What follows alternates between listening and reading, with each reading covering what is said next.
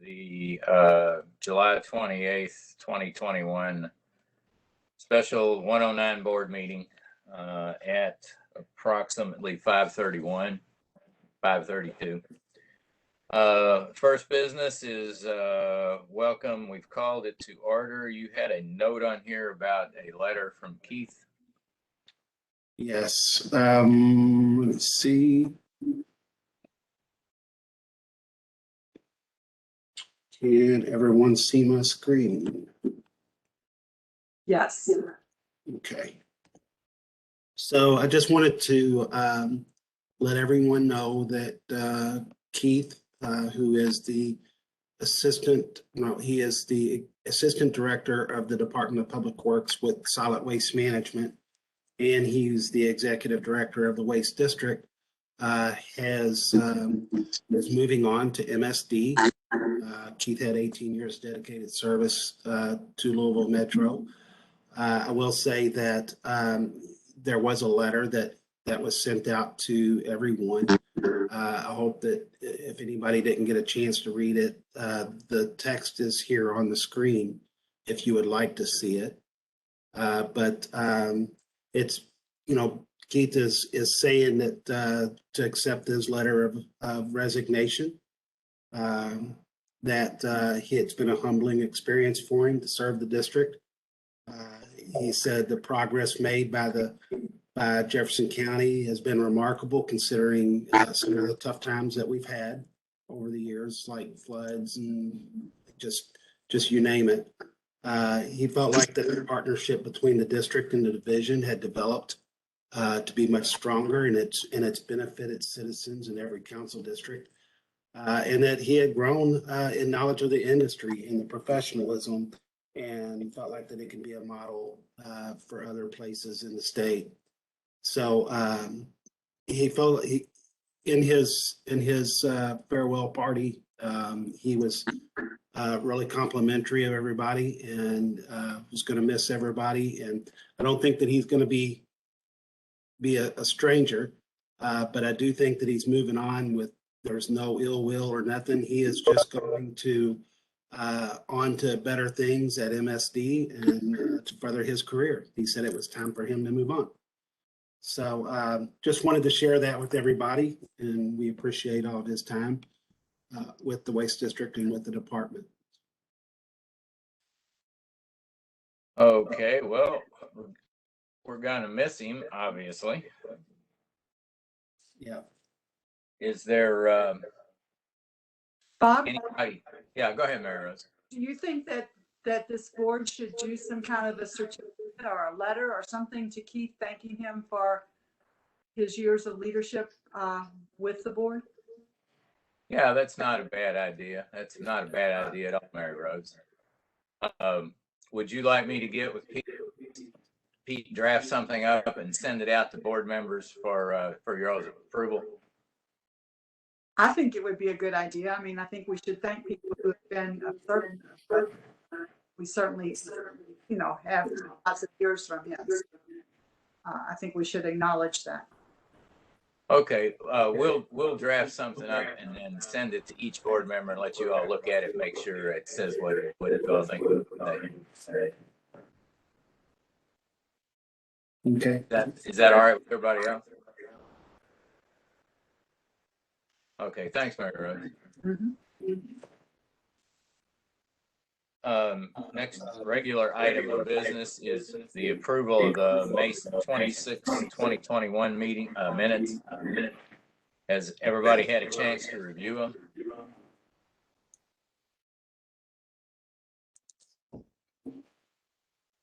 Actually, I don't think that the minutes were in my packet, so I have not had a chance to review them. Were they in those packets? They were with the meeting invite. Oh, okay, then it's my fault. I missed them.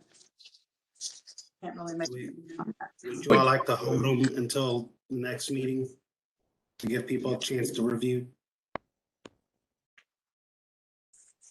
Otherwise, I can put them up on the screen.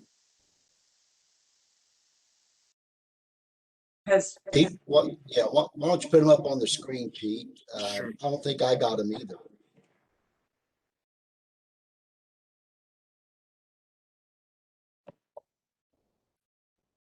I read through them and they looked okay to me. There was a few minor typos, but I didn't even note them because they didn't change the content of anything. Can you guys see these? See it? Yes. Just let me know when you want to move forward. Thank you for making it bigger, Pete. No problem.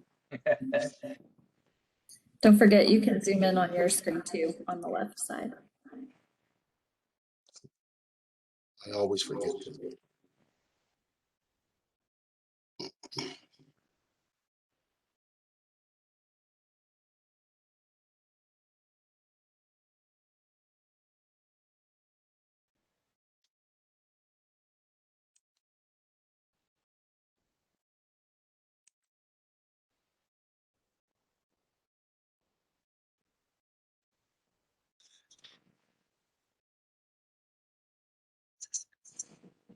The minutes were in your, or at least they were in the 26th email that I got from you, Pete. The one on the 26th or the 26th email that you got from me? Because it seems like I sent a bunch. My apologies for that. I just pulled them up. They were in the July 26th email. Yeah. Pete, could you scroll that up some so that the last, there you go. Thank you.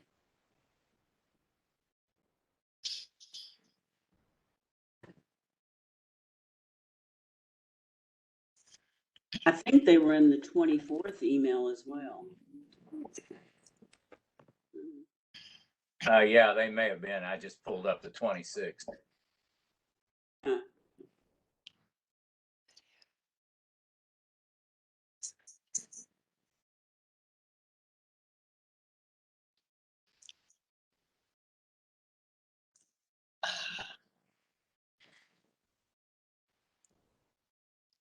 I don't think I would.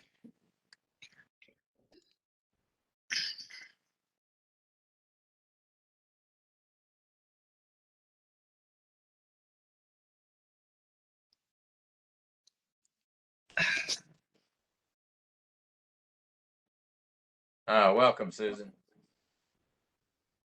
hello. Pete, could you scroll it up one more time? Yeah. There you go.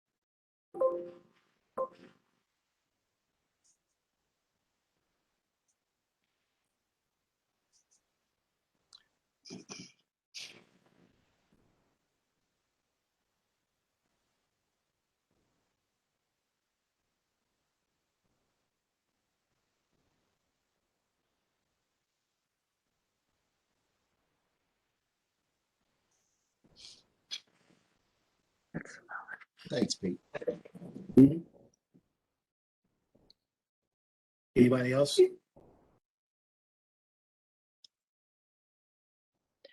If everybody's had a chance to look at it, can we have a motion to approve? I make a motion. That's Rick. We have a motion to approve. Do we have a second? Second, Deetra. Okay, we have a motion to approve and a second. Are there any comments, changes, additions from board members? Hearing none, we'll take a vote. Do the minutes need a voice vote or just an aye? It can be a voice vote or not, just an aye, I believe. Okay, all those in favor of approving the minutes from the May 26th meeting signify by saying aye. Aye. Aye. All those opposed? Hearing no opposition, the minutes for May 26th have been approved. Thank you. Pete, budget report? This is the most recent budget report and probably pretty close to the end of the fiscal year. Fiscal year won't close again fully for probably another month, so there may be some changes from the last year's budget. Good news is we came out ahead. This is not the correct budget. Oh. Hang on.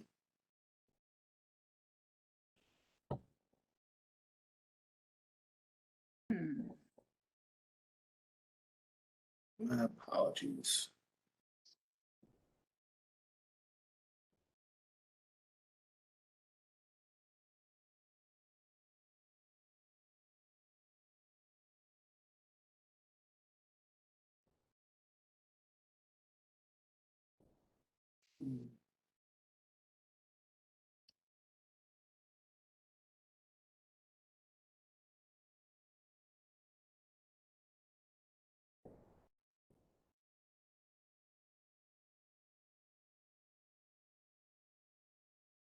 Mhm.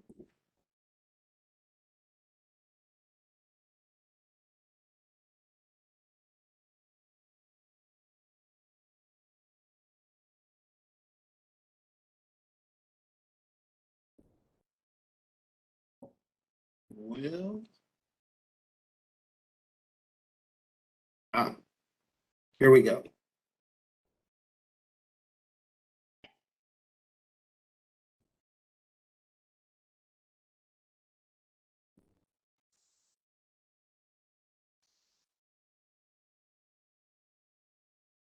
Now it switched my screens on me.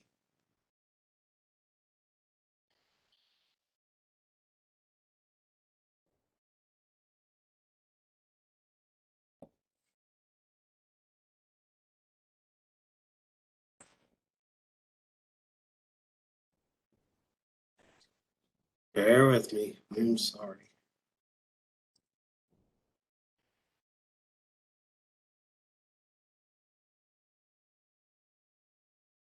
Okay. Can everybody know you can't see it yet, can you?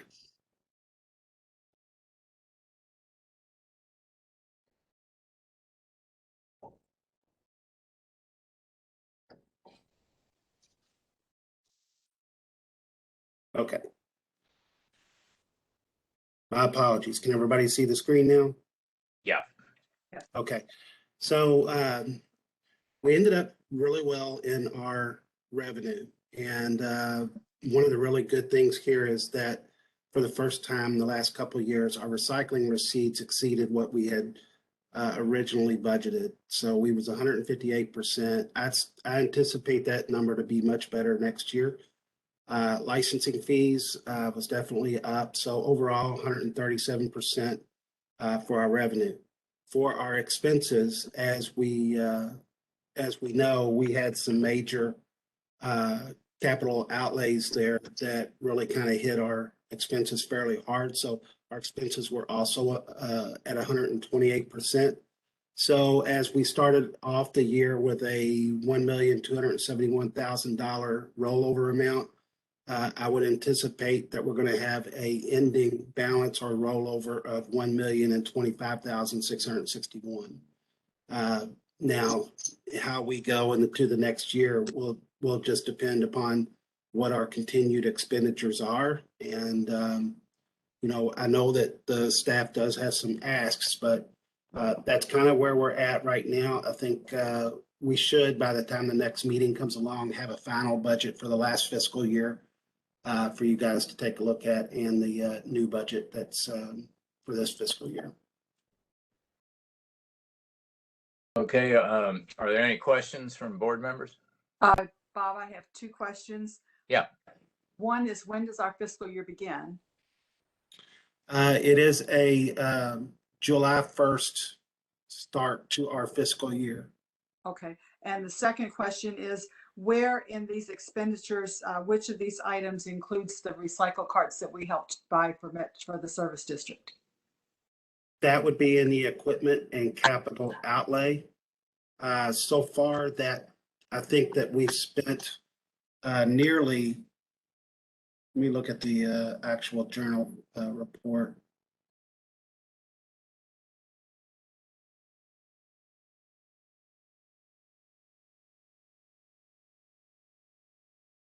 This is the CART grant installments, and that is in the equipment and capital outlay. These are all invoices. Don't ask me why they invoice us the way they do.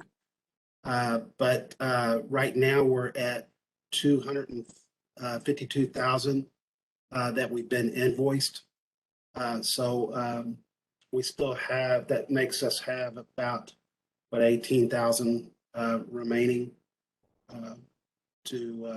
or 28,000 to go before we've expended all the 280,000. Remember, Pete, also, that's just a percentage of the total because it was split between the three. Yeah, So right. So that's why it's a smaller amount. right. So when we, because there was three pots of money, one was the CERTIC grant, one was the recycling partnership grant, and one was 280,000 from the waste district. The way the management and budget does, they take a certain percentage out of each one as they pay things down. So they're not just doing everything from one, then everything from the other and everything from the other. So that's why we're sitting the way we are. Thank you. That answered my question. Have all of the carts been received? No.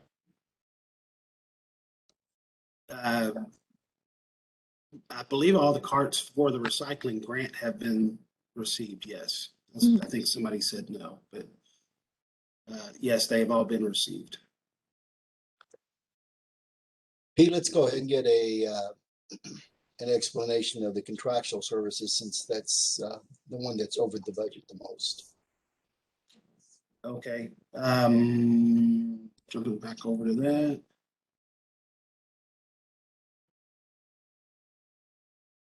The contractual services, we've looked at all these expenses before. So let me jump, if you want to see all of the contractual expenses from the beginning of the year, is that what you want to see? Not me. I just want to know what they are. Contractual means they're ongoing. So just do the priority, like the top 5 or something. most of that is almost entirely is going to be the for Veolia, for the hazardous waste disposal at has-been. Another one was the recycle coach. And another one was Retract Connect. Those are the big major ones.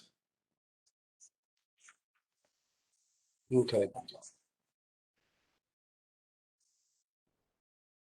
You got Safety Clean in there too. That's a monthly bill, Pete. Yeah, that's true. I kind of count them as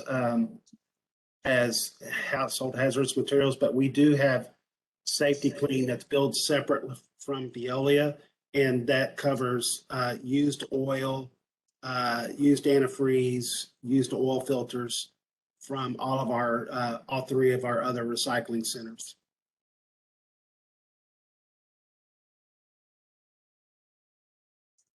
Okay, thank you. Is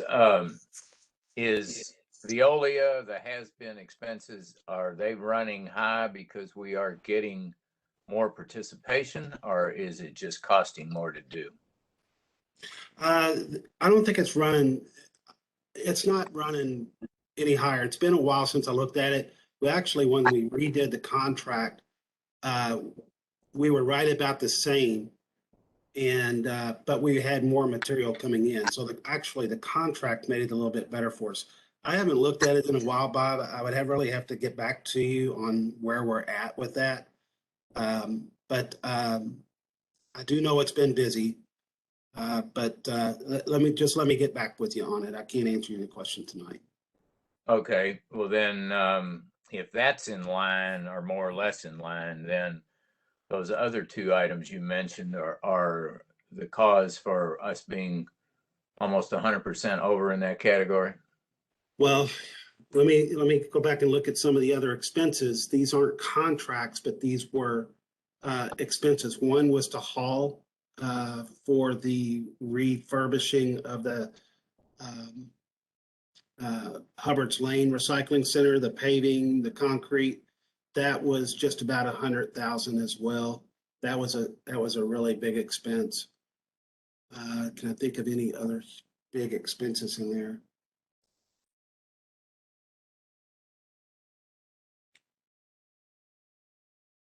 Well, that by itself makes it like 75% over the budget. If that was 100,000. Yeah.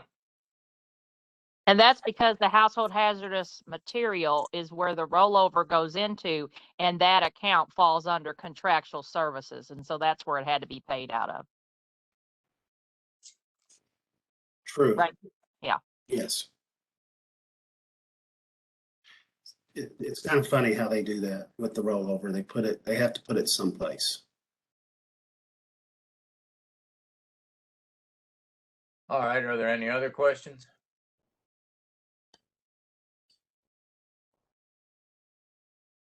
Okay, hearing none. We have no action items scheduled. The next is old business. I think you told me we have a report in old business from our counsel, Peter Irvin, correct? That's correct. Peter's here, but I think everybody received a copy of the opinion. So I'll just turn it over to Peter Irvin here. Yes, Bob, I know that not everybody on the board shares the sentiment, but we were pleased with the outcome in the Supreme Court on this case. I think it was particularly important for this board.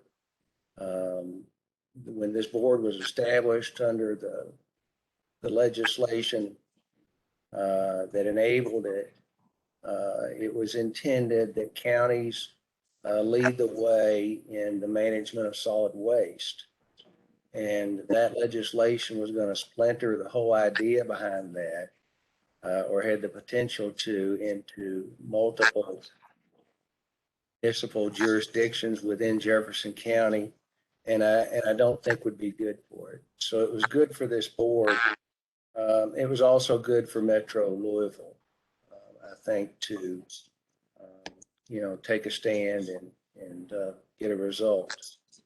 But the ultimate outcome was that the court concluded that legislation violated the Constitution because it gave greater powers to municipalities in Jefferson County and in Louisville Metro than it did to municipalities in any other county in the state. And the Constitution requires that municipalities of the same class all have the same powers. So that's how they reasoned to the result, and happy to answer any questions about it if there are. Anybody have any questions of Peter? Yeah, Bob, I don't know if this is Bob Lee. I don't know if this is questions to Peter, but probably to you as the chairman. With the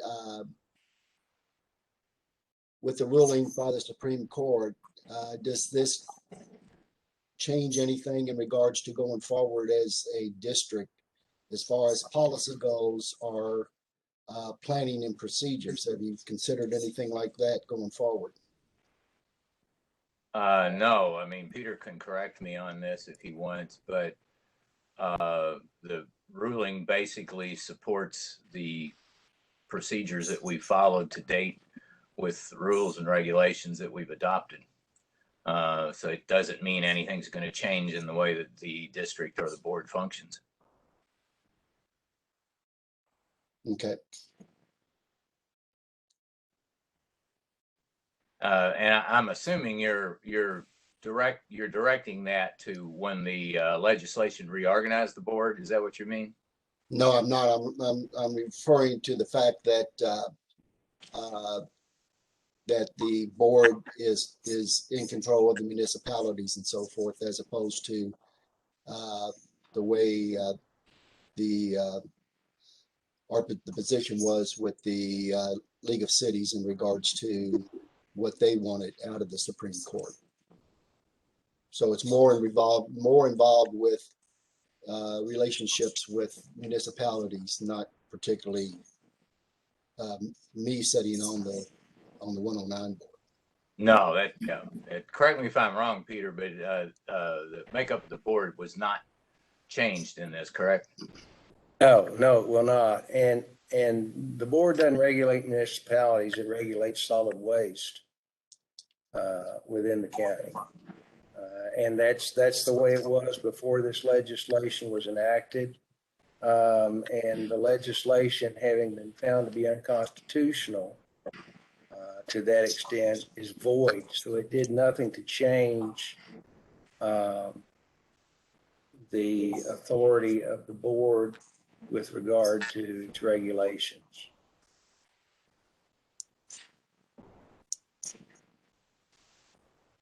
Okay, thank you. Any other questions? Comments? Okay, hearing none. Thank you, Peter, for updating us on that. Pete, we'll move on to new business. Sure. I want to introduce Samantha. Samantha, are you there? I think. Yep, there you are. Samantha has requested to speak to the board about a proposal that she has. She has a presentation, according to bylaws, that she has 4 minutes unless the board extends her time. So, Samantha, do you want to try to share your screen?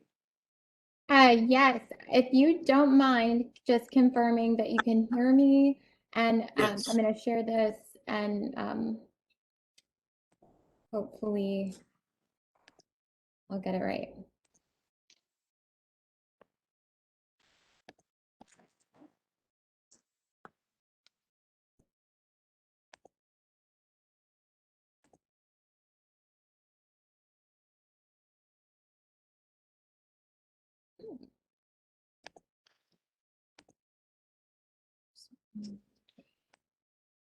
There we go. Okay. If you want to click slideshow, it will show it fuller screen, Samantha. Okay. Now go back and up on your. Oh, I see Yeah, it. there, Okay. there you go. There you go. From the beginning.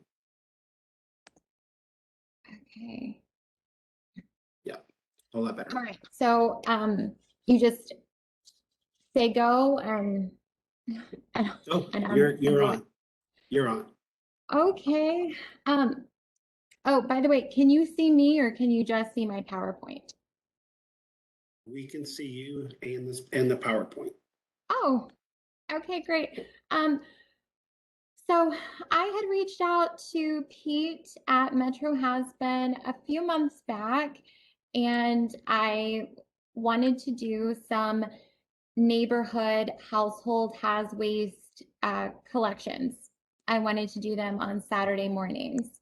And at first, Pete was like, you know, I don't think that's a very good idea. I think there are some serious things you need to consider, risks involved. And I had just explained to him that I'm a certified hazardous materials practitioner. I work for a local environmental company.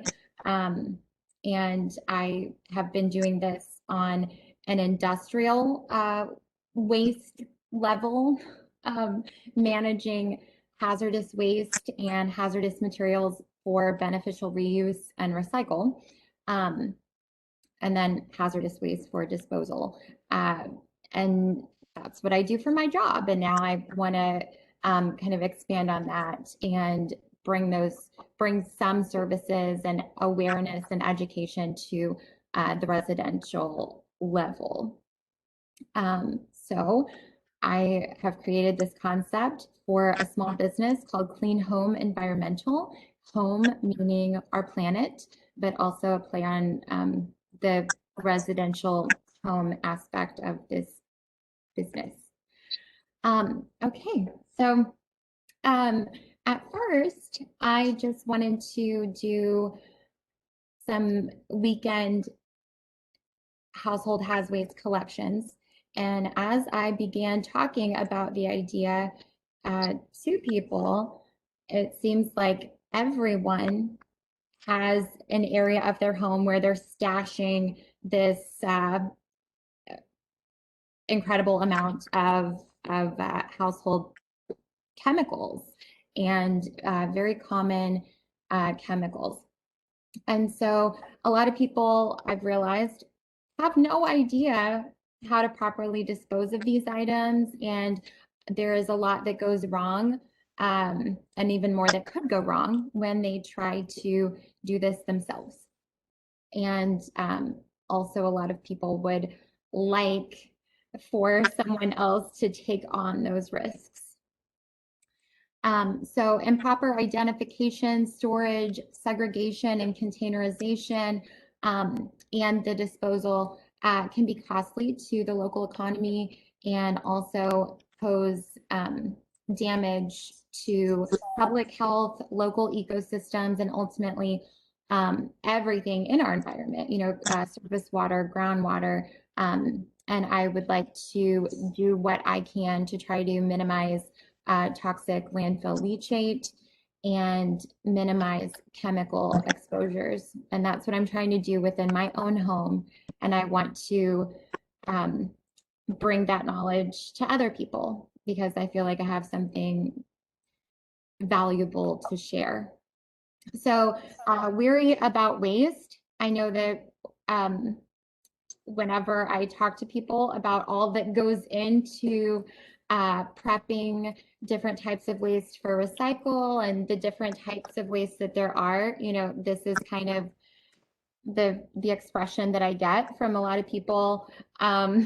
It's just overwhelming. And I don't think that the knowledge of proper, as I said, segregation, containerization, the hazards associated with these chemicals is common knowledge. I think that more people need to be aware and know exactly what they're bringing into their home.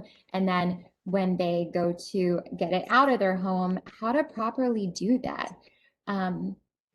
So there are some hurdles that you have to jump over. And I think time and energy and knowledge, lack of time, lack of energy, lack of knowledge and instruction, and also lack of efficacy. I run into people a lot who are like, well, I think my recycling, whatever I put in my recycling bin is going to the landfill anyway. So why even do it? Why bother? So I think that the words in bold, like those are the main hurdles, but also, lack of mobility, lack of motivation in general, and that I think is connected to lack of knowledge. And so this is my idea. These are the details of it on this slide. And this is just the household has waste transport service part of the idea.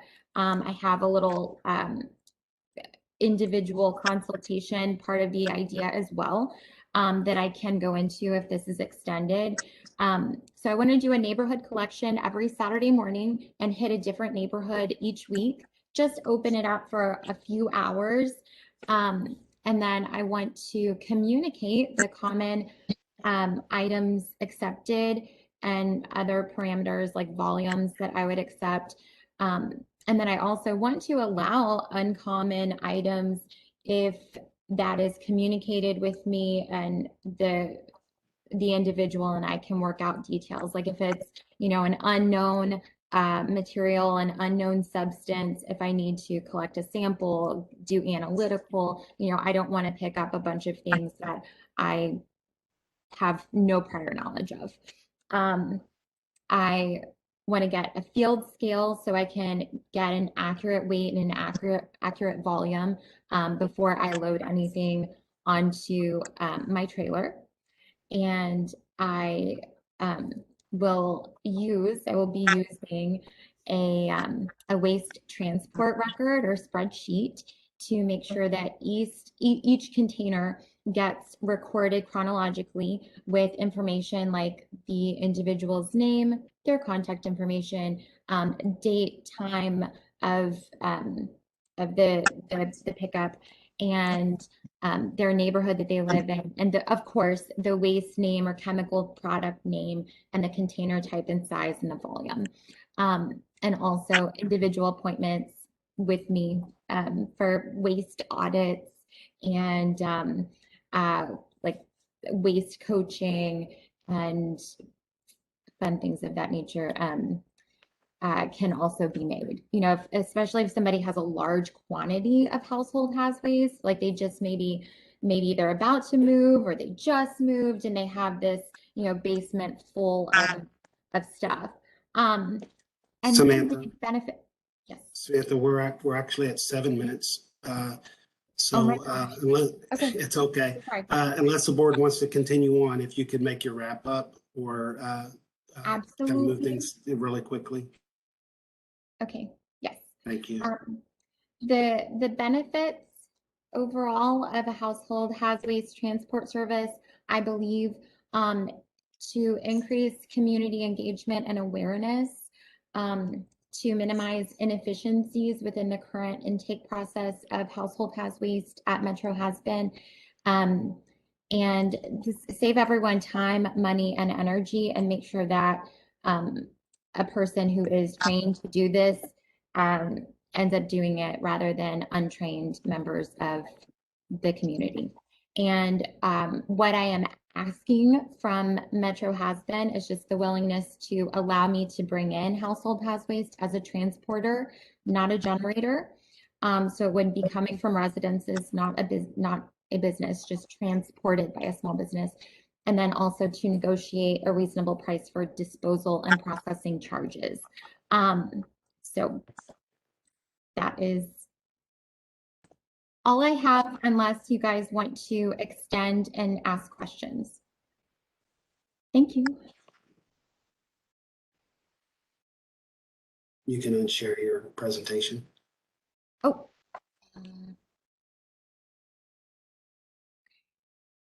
Bob, I think you're muted. Sorry about that, Pete. Thank you for calling that to my attention. Samantha, I guess if I understand this correctly, what you're asking to be able to do is collect HHW from households and then provide a service to transport that for them to the has-been. Is that, and you're asking our permission to allow you to bring stuff to our has-been? Is that a fair summary? Yes. Will you be charging the residents for this service? Yes. Okay. And well, I'm in the infant stages of this business concept, and I have really toyed around with the idea of just doing donation-based collections in the neighborhoods and then just charging, I haven't decided what, for individual appointments if a person has an enormous amount of HHW. So. Do any other board members have any questions of Samantha at this time? I was wondering if, so I had a thought. I was wondering if there's a possibility to utilize what Samantha's doing in a promotional campaign to promote people to come up with entrepreneurial ideas to address waste. We had talked about a campaign, and one of the most engaging campaigns is when you see other people taking part of it.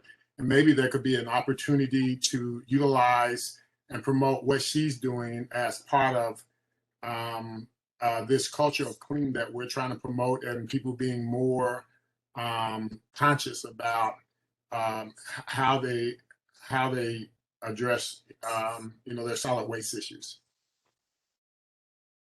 Interesting. Yeah. Interesting. Can I ask a question? Yes, go ahead. I guess either Pete or Peter could answer this, hopefully for me. I would like to know what this board's responsibilities and liabilities and what is our role in this?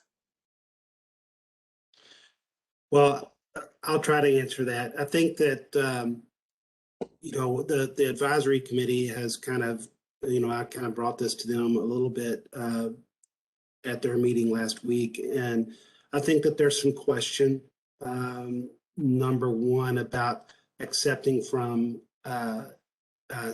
not the generator themselves.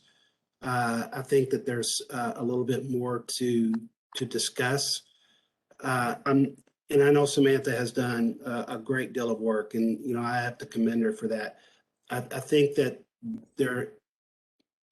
there's more than one concern on what this opens up and to other people.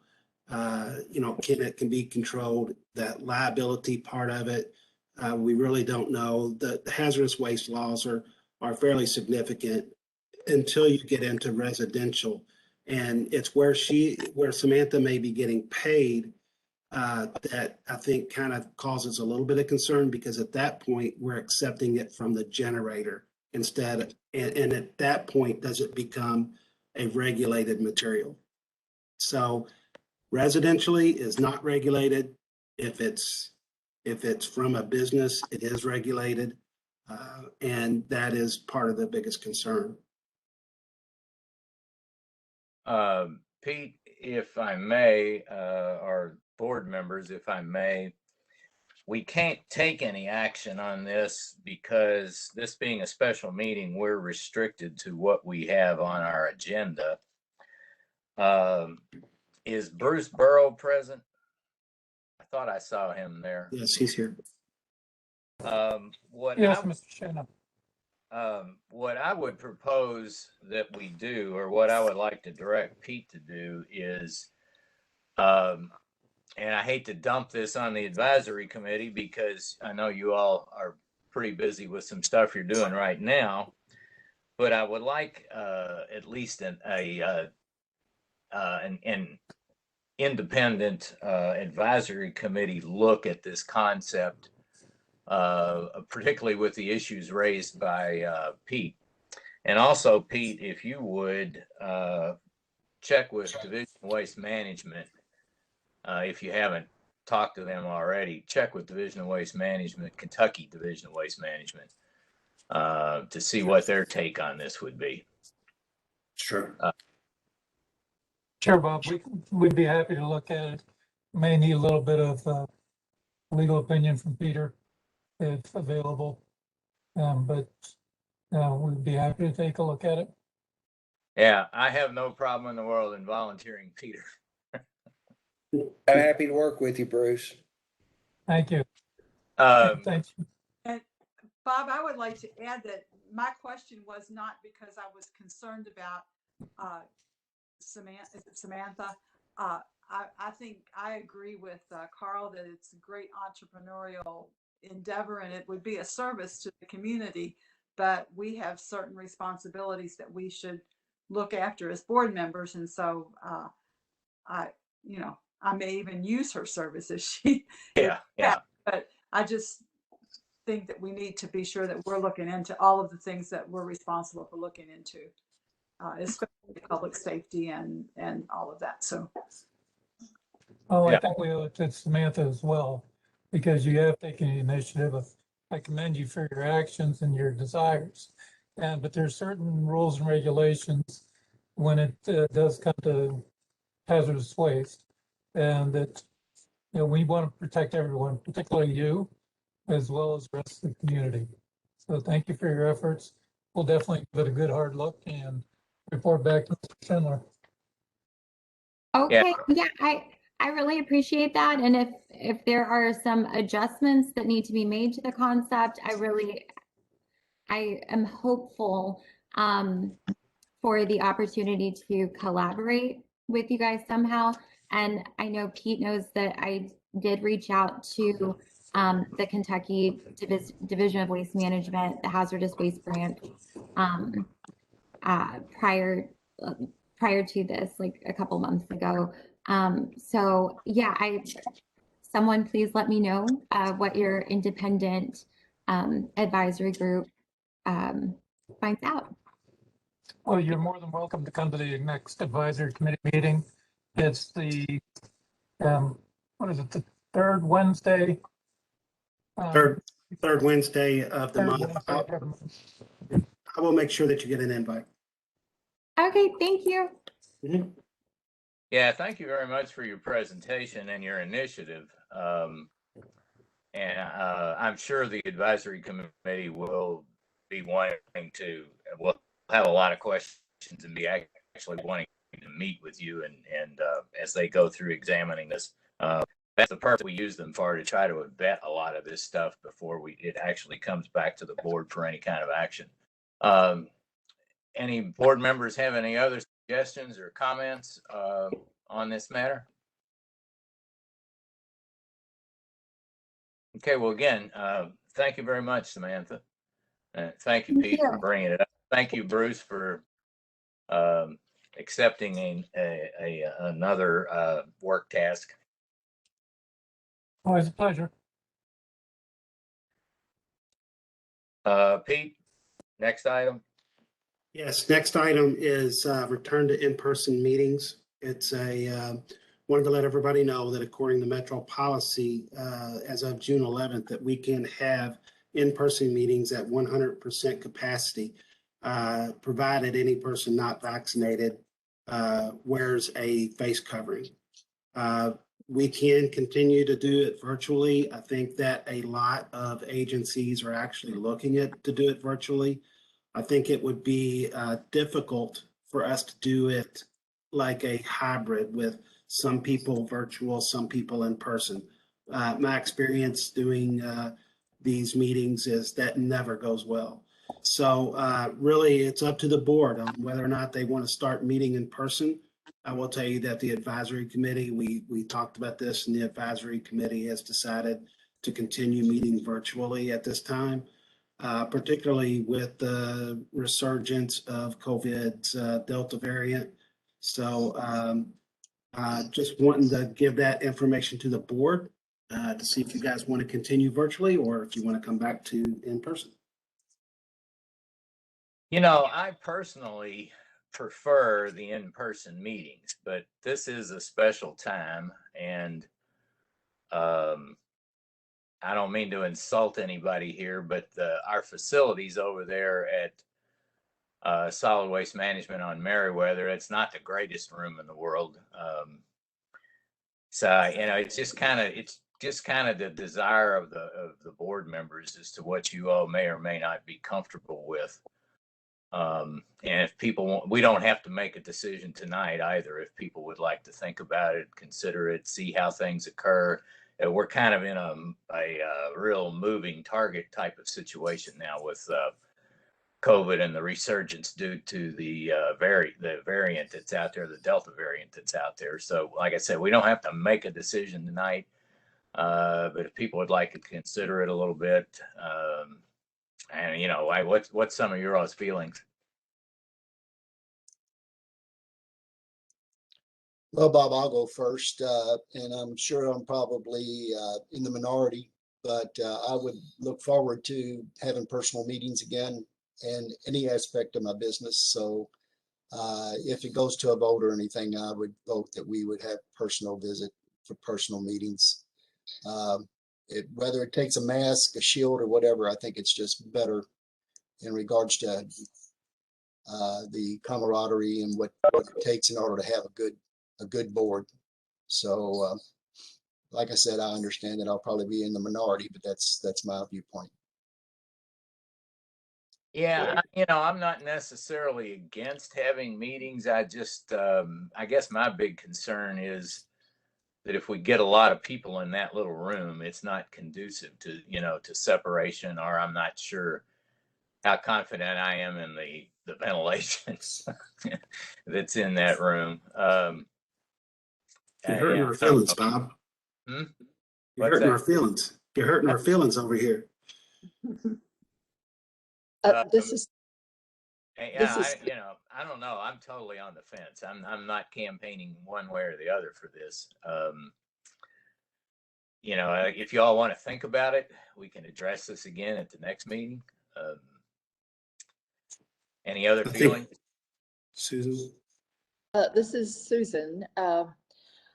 I would really prefer to continue the virtual meetings until we see where the resurgence is going.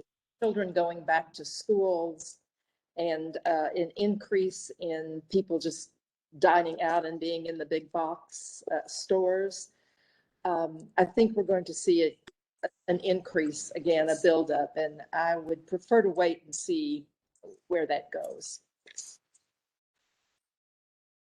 This is Would prefer- This is Deetra. I agree with Susan. I prefer to just have virtual meetings for now.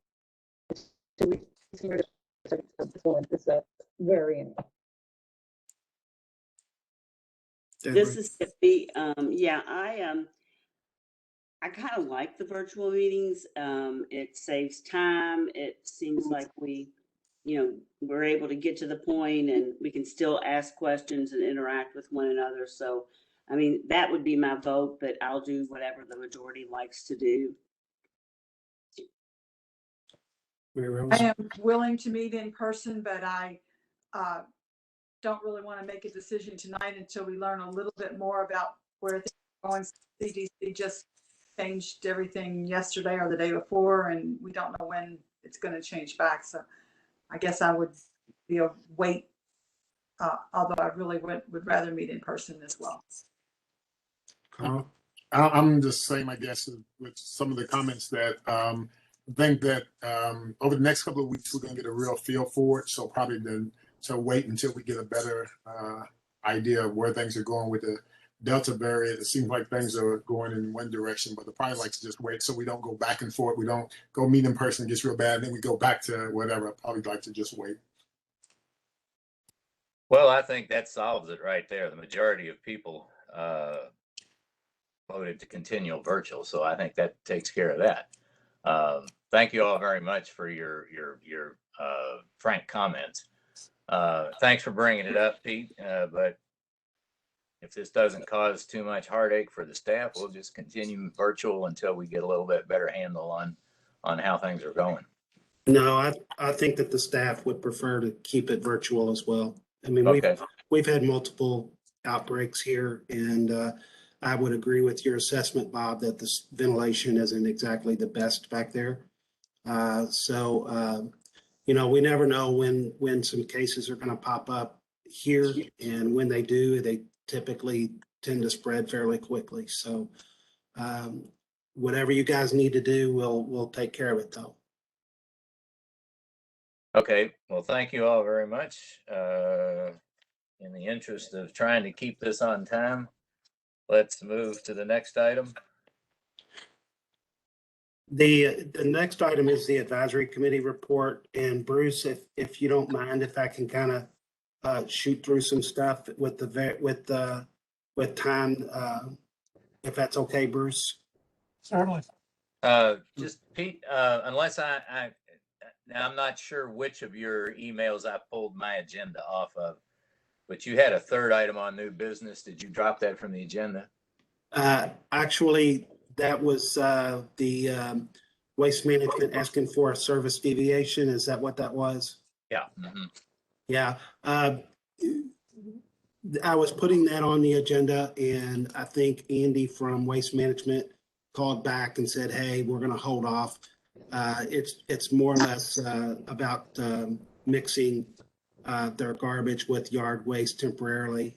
due to some staffing shortages. But I think they're getting their people hired and should be okay. So that could be pulled from the agenda. My apologies for it to still be on there. Okay, that's not a problem at all. Okay, moving right along. So in the advisory committee report, I kind of want to skip through the curbside services variable rates. It's still under discussion with the advisory committee, and we'll get back. We had a pretty good discussion on it, and we're close, but we'll report on that at the next meeting. Okay. The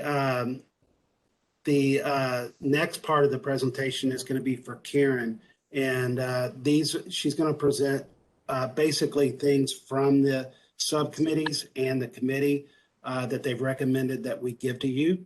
The first part here is educational programs in relation to the study recommendations. And I'm going to let Karen take it from here.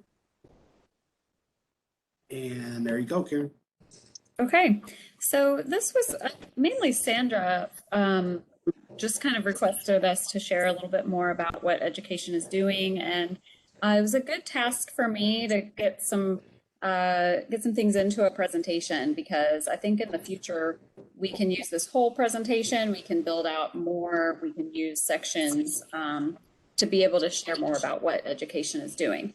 So I'll go through it with you all, and feel free to ask questions as we go. But this first slide is showing that we do have our website for the district. It is LouisvilleWasteDistrict.org. I later ended up with the No Waste Louisville tagline, so that you can also get to the website with KNOW, NoWasteLouisville.org, goes to the same place. And I don't know if you all go to this website very often. I do my best to keep it updated, and the district meetings are posted there with a calendar, agendas, minutes when they're approved, and recordings. We have a YouTube, I'll get to that in a minute, but the recordings go to the YouTube site. And then, let's see, and links to the meeting. Licensing information and links. I need to make that bigger. 5-year solid waste management plan, solid waste study and recommendations. These are all the links that you can find on this website. We do have educational presentation information, Recycle Coach web app, all this different stuff. So if you haven't perused the site, you should. I have a few slides here on some social media sites that we keep. Nextdoor it's Louisville Waste District, but it does allow me to show my name. So with my picture. So this one's a little more personal. So if I am posting something, they can see that I am the representative from the Waste District that posts.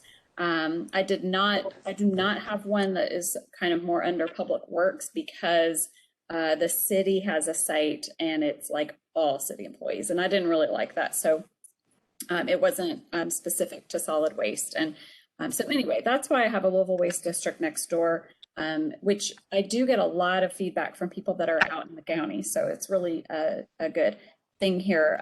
But that's where I started the No Waste Wednesday posts, by using the poll feature. So instead of voting on something, it's more like trivia, which has really gained a lot of attention.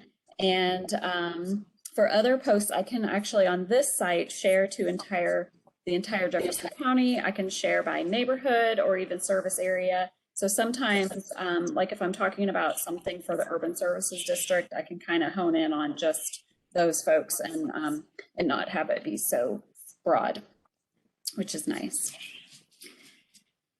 And I also share those No Waste Wednesday posts on our Facebook and Twitter in a different way. I don't have it's not a voting kind of thing, but it's just kind of a share this info. But on here, I actually have 2 different accounts. So Public Works has always had Lou Pub Works as their Facebook and Twitter username.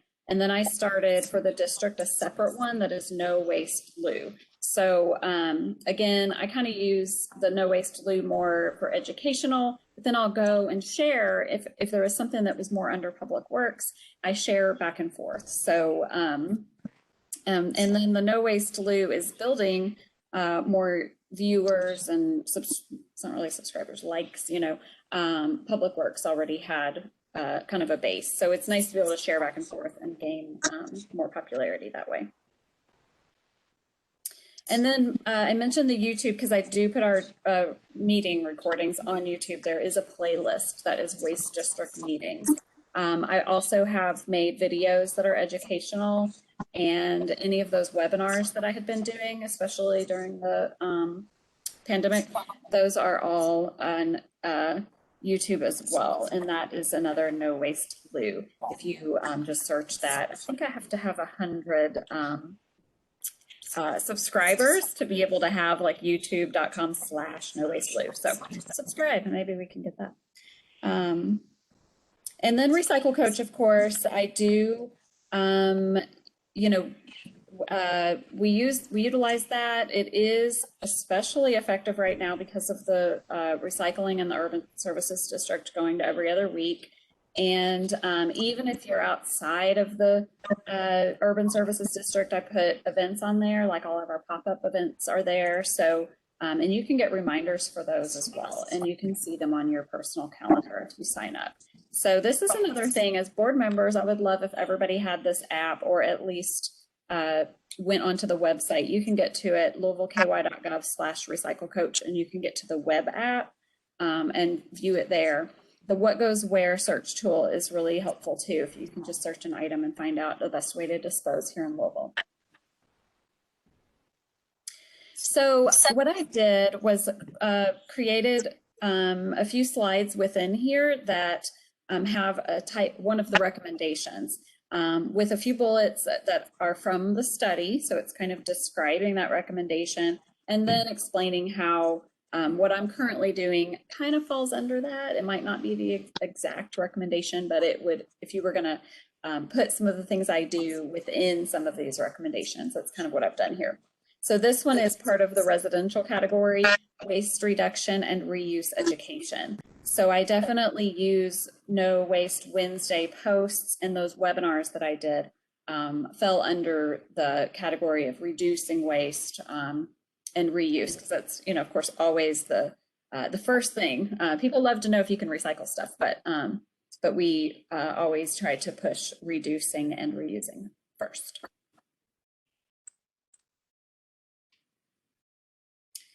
So last year we did start the No Waste Ambassador Program, and it was a little different since we did everything virtually. We have 9 active ambassadors, and I don't know if Samantha is still on here, but she had reached out about that as well. So we would like to train another group. We're just pushing that till January of having a new group that we train. So we'll see then if we do things in person or stick with our virtual trainings that we did. But it's been great. I did get the state grant, recycling grant that we used to build our resource library. And then you can kind of see in some of the pictures, we did the Festival of Flowers. Thank you, Debbie. And that was, I think, one of our first events we had, and we had a few ambassadors help with that. And you can see some of our, like the banner there we got that through the grant.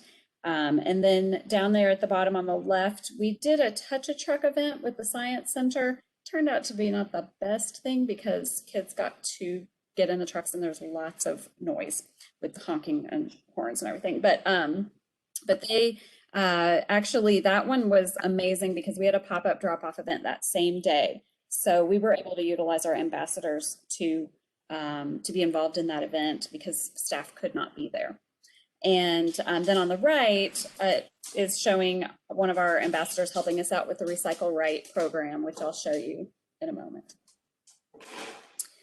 Oh, and here it is. So we called it the Recycle Right program because so far all we did was look at recycling containers and give way to no tags or oops tags, depending on what we found in their container. We would, Pete mentioned this at the last meeting about giving more of a presentation about this program and what we would like to see happen over time with having it be a more permanent program with staff and So we haven't really gotten a chance to build that presentation out and have an ask for budget, but that is still in the works.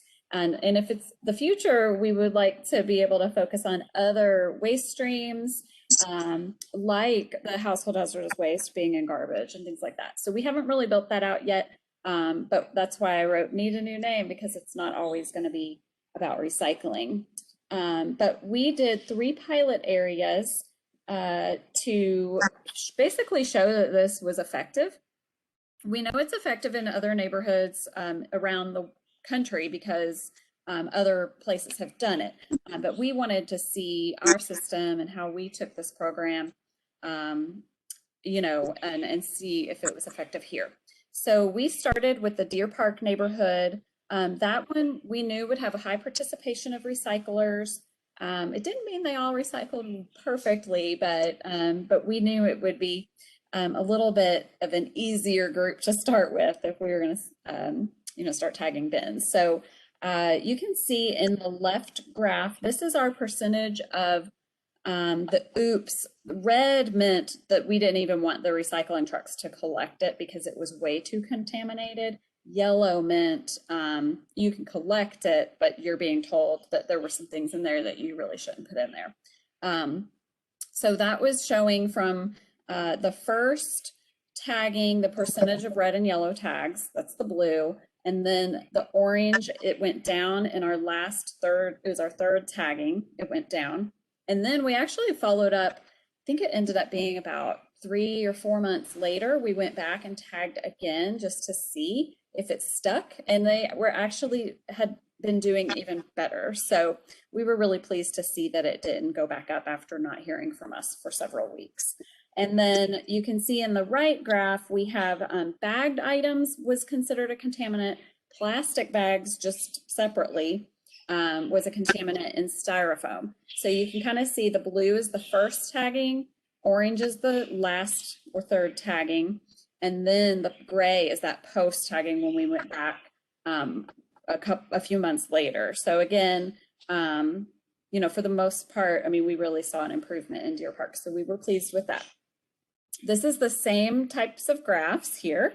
I think they're kind of flip-flopped there. But this one was in the South Side neighborhood across from Iroquois Manor. If you're familiar with that area, we knew we would have a high number of residents that spoke different languages. So we worked with Councilwoman Nicole George to get some, and then the Office of Globalization helped us translate our letter into a few more languages. We did not translate the oops tags into several languages. It stuck with just Spanish, but they're very visual with images. So we only really added languages for the letter that we send to residents that this is happening. But the same thing happened. We saw the percentage of red and yellow tags go down. And for the most part, we did see contaminants go down a lot with bagged and plastic bags, but styrofoam went up a little bit. So, and then Shawnee is of course the west end of the county. We weren't quite sure what was going to happen there. We had very comparably a lot lower participation, which we, by the way, did find that this program does not increase participation or really decrease it. The participation stayed the same. So our first taggings of, sorry, I'm looking at this one, this graph's a little bit different. So the green tags, do you see the blue for the first tagging? And then the green tags really jumped up. So we got a lot more people knowing what they were doing. And what we wanted to see in the yellow and red is from the first and fourth tagging to go down. We did this area 4 times instead of 3. We felt they needed it. And then on the graph on the right, this is the contaminants again. And from over time, they really decreased in all the contaminants that we're calling those the top ones. We checked off some other things like large items and stuff, but we always found that bagged and plastic bags and styrofoam were the top contaminants. Wow, that's commendable. That's interesting. Yeah, so we really like having that data. And again, we have some plans to grow that program. We've been a little inundated with some other tasks lately, so we haven't been able to get together an ask and a bigger presentation for you all to see that what we want to do in the future. But we are happy to share those results, because we really felt that I felt that if I could make a difference in the Shawnee neighborhood based on what we saw. I don't know if any of you have walked alleys in Shawnee and seen some of the trash that is just in the alleys. I mean, it's everywhere really, but you know, you can see a difference there. So, and that area was part of the original cart pilot, I think, when they put some recycling carts out in 2012, I believe. So a lot of that area already had recycling carts, which is good, because you know, carts are better for the litter problem. Okay, so the compost bin sales and workshops, this is just to share what we've done. All these compost bins we've sold over the past year and a half or so.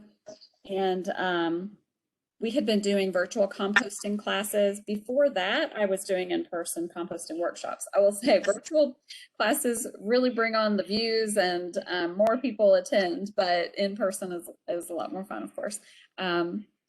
So we're just continuing on with that. Our sales have decreased, which is normal for summertime. We're gonna kind of pick that back up in the fall and really push some of that in the fall. And I want to mention the invoice. We had an approval back in April to pay for the leftover that we have, for the district to pay for it, and then any more sales, the money will go back and offset that. So the goal is to continue selling them. And school programs are another thing that, you know, with Diane coming on with me last year, or right at the start of 2020, we had big plans, but of course, everything just sort of was on hold. So this is what our flyer looks like currently. I don't know what presentations will look like even in the near school future, if they'll even allow outside people to come in schools. We've done a few virtual programs. They're okay, you know, they can be good, but we really look forward to having a little bit more of an outreach program when we can get back in person more. The new recycling carts, this is what's taking up all our time. I know we've talked kind of about it. Some of you all are experiencing it yourselves maybe, but our 28,000 recycling carts that were part of the grant have been deployed mostly. So it's a good program. We were able to get some great resources out to the residents through the mail, and we're really happy for the end goal of replacing all of those 18-gallon bins, because it'll be good to have those out, especially for the litter issues that they pose. Okay, so this is just kind of describing the distribution process. We had Waste Rack and Autos contractors. That picture is the postcard that residents received if they were going to receive a cart. We have found that a lot of people consider themselves to be recyclers that only had a bin, but yet didn't end up on the list from the audit. So we are kind of having to clean that up, and you know, it's one of those things where we can't exactly pinpoint what has gone wrong. So for the residents anyway, we are just moving forward. And if you are a recycler and you don't have a cart already, we want you to have a cart. So we're just really working hard on that. The cart packet, so when they did receive the carts, they should have received a cart packet that came in a little bag attached to the cart. I have those digitally on our website as well. So if for some reason they didn't get one or didn't keep it, they're always there. So it had a letter, and a frequently asked questions sheet, and the information card with the accepted items. And the most important thing is that every other week schedule, which has officially begun already. And we have been including Spanish on all of our publications at this point, just as a thing we do. Try to put everything with Spanish. So that's what that looks like.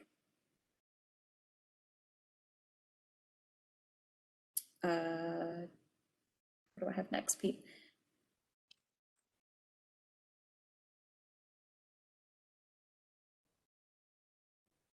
We're always pushing people to get Recycle Coach as well, especially now with the every other week schedule. If you can't remember which week is recycling week. Well, I apologize. There it goes. Oh, Okay, there we go. it's Not probably gonna sure. like catch up now. All right, so the frequently asked questions is just basically, you know, question and answer. I do have a question and answer thing on our website that's geared less, it's a little bit less specific. These for on this paper are for people who get a cart. But the ones on the website include questions and answers for people that maybe already have a cart or don't even live, I mean, you know, to kind of understand why they wouldn't even receive one. But I catered it a little bit to be more broad on the website. Okay, so here's another recommendation. The expanded marketing campaign for recycling and composting. This is in the residential category. So the first 3 bullets are what's in the study describing what that recommendation is. And then I just listed out a few of those programs that we just talked about and how they do fall under some of the initiatives included in that recommendation. So this CART grant, along with the Recycle Right program, which actually falls under the CART grant too. They really like that we already had an OOPS tag kind of program in place or starting out. So, okay, the next thing on here are the pop-up drop-off events, which we truly appreciate the help with getting these started because they have become very popular and we believe they're very successful. So this is our, you know, Pete, I didn't update this particular chart because I have one for July 24th now on the same chart, but this gives you the idea of where we've had them. We had 3 of them in 2020, and now we've done 5 in 2021. So they're monthly, March to September. The number of participants is listed there. During 2021, we actually started using an app, Survey 123, an app to be able to put in zip code and then what categories of waste people brought. So it's really giving us some great data. And I'm hoping I can get our Public Works Department to make us an online dashboard that can update as we have more events. And some of you I know have attended, whether to drop off or just see things, but we get these zip code maps every time. So this one was in Sun Valley Park, which is in the southwest portion of the county. And you can see that the majority of the residents that attended are around the Sun Valley Park area. But it's interesting that someone is coming from everywhere, just not as many. And this one was at Fleet Services on Newburgh Road. This is probably the broadest because it is centrally located. So you kind of get people from all around the county coming. But again, almost everywhere brought somebody. But the red is where the majority is coming from. We had one at Eastern High School. So again, we got people from a lot of different places, but the majority of them are from the East End in that area. Sun Valley, again, same thing. So, you know, this is the trend. We are seeing the majority of people coming from, and we have a new one for the July event. And so this one really fell under the recommendation, expanded recycling marketing campaign and partnerships with reuse retailers for the self-haul category, because we are promoting the on-site sorting at these events. So we're trying to encourage residents to know this ahead of time as they load their vehicle. You know, scrap metal will be separate than, I don't know, your couch or whatever, and tires, and we allow yard waste, you know. So as long as, if you're not, we don't want people to all pile it up on a trailer or something, and because then you really can't unload it very efficiently. So we find that a lot of residents, we can tell, are catching on after doing this for several months. They're catching on to the idea of it. So that's good. We have the plans to do a business outreach program. And this would include businesses, but also like the multifamily complexes, which are kind of tricky because they sort of fall under both residential and the business category. But it's not built out real well yet, but that is our goal. And then there is a recommendation, technical assistance and standards for signage and adequate infrastructure for multifamily. So we would love to build out a multifamily educational program that would fall under this recommendation. And then the same idea, but more geared toward businesses. And this one is in the ICI category. And then I threw this on here. Carl did help us a while back to talk about an anti-litter campaign.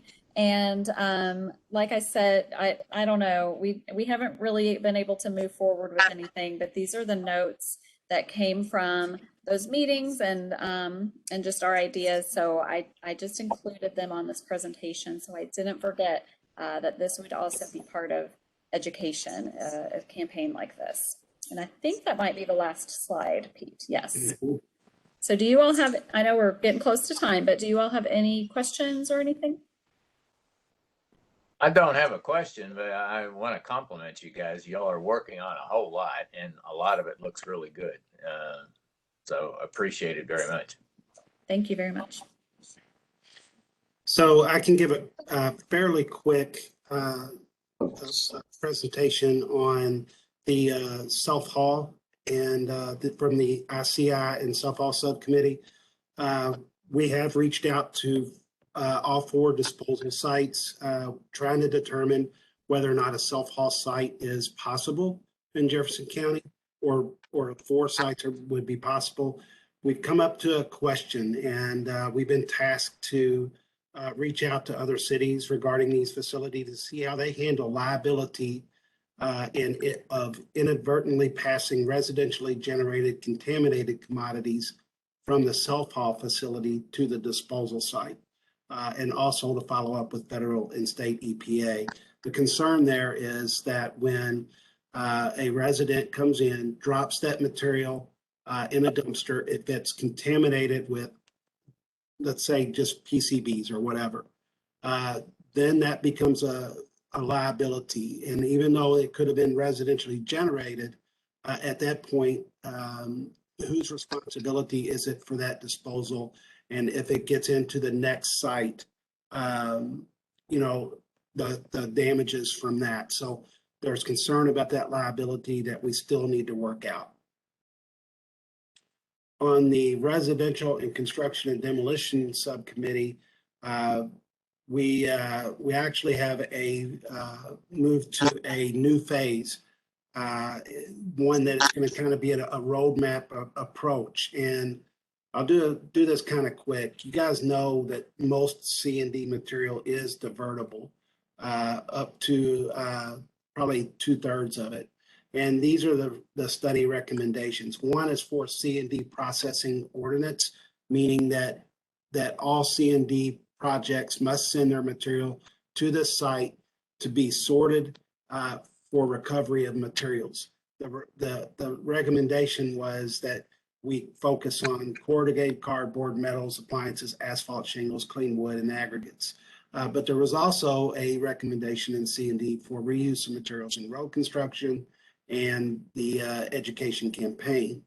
What one of those facilities would look like is similar. So I made a process flow of the difference here. So both of them have mixed loads of C&D coming in. You've got a landfill versus this processing facility. You have your transportation cost, which is the same. And then the difference really is that in a processing facility, you have a tipping fee cost minus the value of the material, and that stuff gets recovered. And then you have new products and uses. Whereas if the material goes to the landfill, you have the landfill tipping fee, and then that material is lost and valuable airspace is gone. So therein lies the differences in the process. But one of the issues is that it's just not quite there yet as far as the value of commodities. So we know that a processing facility is feasible. We know that some of the commodities have negative or no end use, and no end use is a key here. But the commodity values don't need to be positive. They just need to be less than disposal. Current commodities are not supportive financially of being better than landfill disposal. There could be some big benefits here, though. All-in-one dumpsters could be beneficial in some lead projects where space is limited. And the committee basically decided to take this roadmap approach. And by doing that, what we're saying is that we're going to focus on 3 commodities first.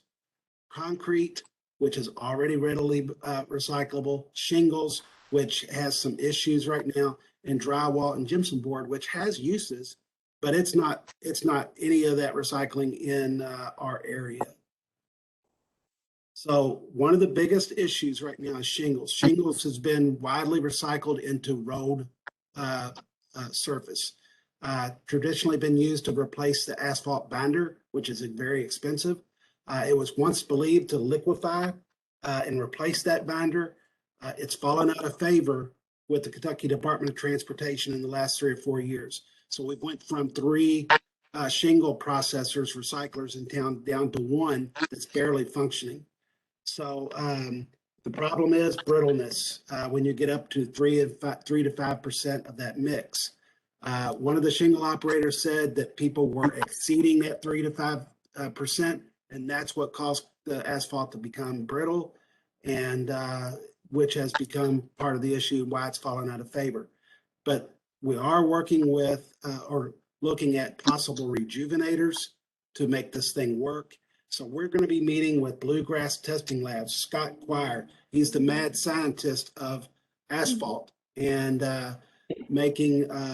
seeing what can be used. So if anybody wants to go on that tour to ask questions, just let me know after the meeting. Concrete, we all know that it's good. We just need to get more people using it, getting it into the specs, which is something that we can do. The drywall, it's found in large quantities. It's readily recyclable for like soil amendment, conditioners, fertilizers, animal bedding, bulking agents, soil remediation and stabilization, cement additive. There's just nobody doing it here.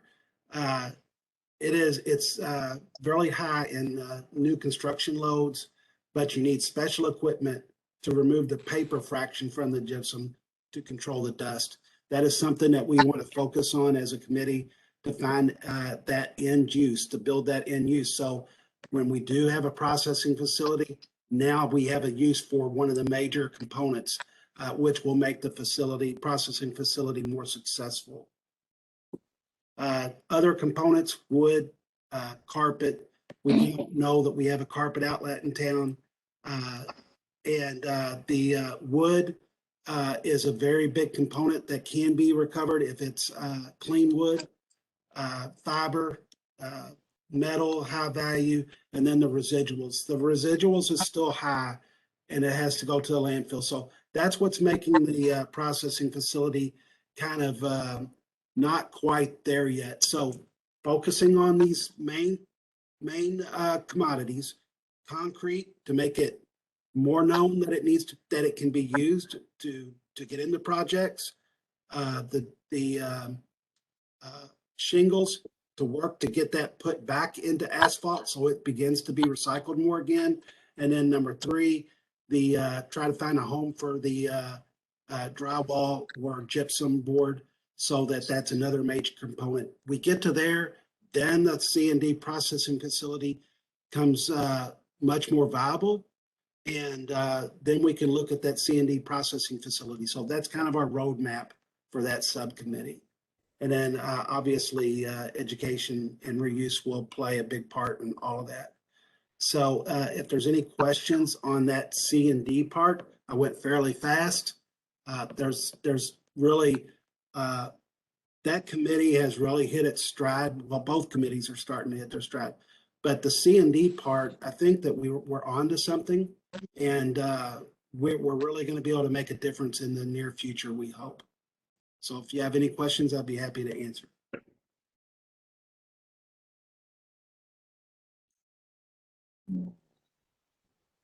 Anybody have any particular questions? I guess my question is this C&D facility that you're talking about, would this be something that Metro would own and run, or that the solid waste district would own and run, or that would be a commercially viable thing for some company to? Any of those three. Okay. Yeah, I think it could be a hybrid system. The where we would want it to be is in the private sector, obviously, and that's why it's got to be financially feasible. When you were talking about the shingles and its use in asphalt and the brittleness problem, you mentioned something about there was too high of a percentage of that material in there. Where does that fault lie? Is it the shingle processor or the asphalt people not watching what they put in? Well, from the shingle processor here in town that's still remaining, he feels like that some of the shingle, not the shingle process, the people laying the asphalt, you know, they can replace a very costly material. So they was pushing the envelope up above 5% of shingle into the mix, and that is what made it brittle. They were never caught, so the natural thing was the Department of Transportation's thinking that, well, we have a brittleness issue. So he thinks that shingles is fine, and we can get back to it. And what I would say is this: the Department of Transportation will soon be entering into what's called a brittle test on their product. So if you're going to lay and put asphalt onto any road that the Department of Transportation is doing, it has to pass a brittleness test. And in all honesty, I think that's going to keep contractors honest and not trying to push the envelope, because they don't want to lose it. But they can also still start to use those shingles to offset some of their cost. We're still hoping for the rejuvenators could be one of the keys in here, because it is known that when the shingles got hot, they were supposed to liquefy and take place of that binder, but it's not doing it very well. The rejuvenator would make the shingle melt into the mix and be better with the as to replace that binder again. So I don't know if that makes any sense, but I think by going to Scott Quire at the Bluegrass Testing Labs, I think that we're going to get a lot of answers. And I think, Carl, you said that you wanted to go, so I got you down. Yeah, I'd like to go too. Okay. So is this why we're seeing deterioration of roads, potholes, edges breaking away from the sides? I don't think so. I think there may be some roads that took place, because it definitely, it didn't have to happen much for the DOT to say, hey, wait a minute, we got a problem. I think what you're seeing, Susan, is probably related to winters, the amount of salt that's been having to be used on roads, the amount of travel. And if it's in side roads, when you have a lot of heavy trucks, garbage trucks on some of the side roads that weren't really designed to handle that much weight anyway, and you got a lot of garbage trucks going, you're going to get that breaking off at the edge of the road, that's sloughing off. So there's a lot of different reasons, but I can't say that we can blame it all on shingles. Okay, all right. So just repaving roads late in the year when the sun cannot melt the materials and make a hard surface seems to me to be a problem too. Understood. Somebody else in another forum that was reading an article, somebody else pointed out the huge increase over the last number of years of delivery trucks, heavy delivery trucks, FedEx and UPS, and you know, that's all adding to the non-residential use of residential streets. Yeah, I agree. Mm-hmm. Any other questions? Well, that was a quick but very informative summary of that, of what the advisory committee is up to. It's really encouraging. It is, I agree. Convey our thanks to the advisory committee, Bruce.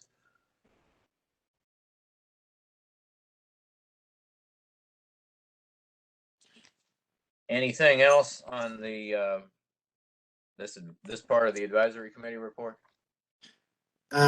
No, there's not. We did have part of a staff report, which was to update you guys on the distribution of every other week of the recycling carts and stuff. But I think Karen touched a little bit on that, and we'll continue to work on that. But just really quick, the carts have been distributed.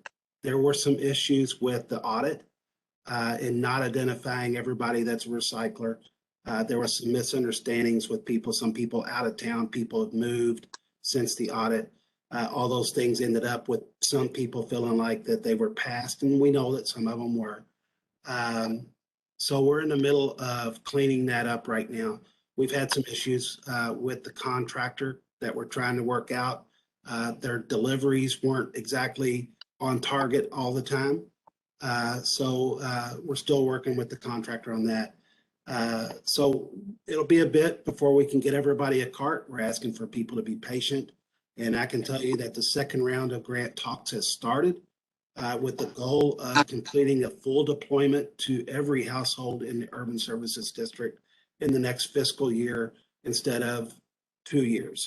That's going to take probably somewhere around the $3 million mark to be able to accomplish. And we're working with Metro government to put in their share, which would probably be around the $900,000 mark. But all of that is still way, way, way up in the air. But we're hoping that it'll go fairly quick once we get started.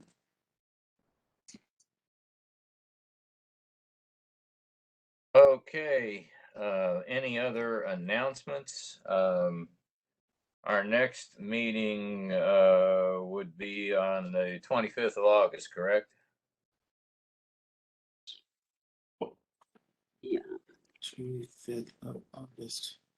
Yes, I don't. Yes, sir. I do believe I'll be out of town that day, but I'll verify and let you know before the next meeting. Okay. So we're going to continue doing our virtual meetings, and the next one will be on 25th. Any additional announcements, public comments, comments by board members?